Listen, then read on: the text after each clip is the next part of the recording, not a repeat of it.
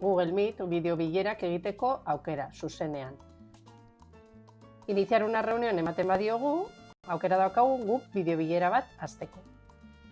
Hemen baimendu beharko genuke mikroa eta kamera, nik jadanik egin dut. Orain desaktibatuko dut hau. Vale, grabazioa egiteko. Eta egin behar duguna da unirse ahora. Eta hemen bertan, nik nahi ditudan pertsonen posta elektronikoak gehituko ditut gonbidapena egiteko. Eta haiek jasoko dute haien Gmailean bertan. Beste modu bat da, al revés. Gmailean nahi badut bideo bilera batean sartu, segurazki aurretik bidali didate kodea edo bidali didate STK, bai? Hori sartuz gero, hemen unirse emanda, zuzenean sart naiteke bideo bilera horretan.